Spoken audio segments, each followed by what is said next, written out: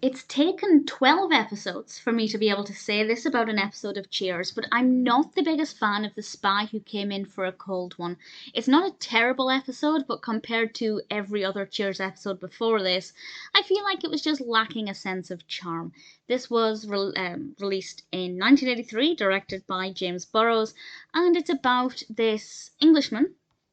An Englishman walks into a bar, played by Ellis Rabb, and he reveals to Carla that he is a spy. Diane, however, is not convinced, and she's taking it upon herself to prove that he is a fraud. Is he a fraud? Is he genuine? Who can tell? Diane has some lessons to learn about trusting and not trusting. There are times when she thinks something's true and it isn't, and there are times when she thinks something isn't true and it is. Whether or not it's directly related to him, I won't say, but there's a lot of information in this about what people trust in, and partly how quickly we are to distrust somebody, and sometimes we don't believe things that are true. And there are quite a lot of things like that.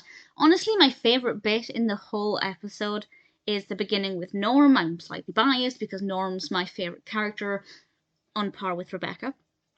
And it's what he does. His response when the guy in the Navy asks where somebody can go for a good time, and just what he does in response to that. I just thought the timing was perfect. It was fabulous. And I wish I could say it all went uphill from there, but honestly, I didn't find it that funny. Interesting, yes, but once you've seen this episode more than once, and you kind of know what happens next, it kind of loses its appeal because the mystery element is no longer there. Whereas with most other episodes, the comedy remains, even if you know what the next line's going to be, because of the delivery of it.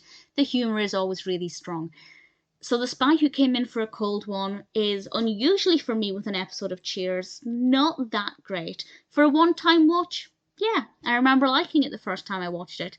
But after watching it once, I feel like it loses its appeal.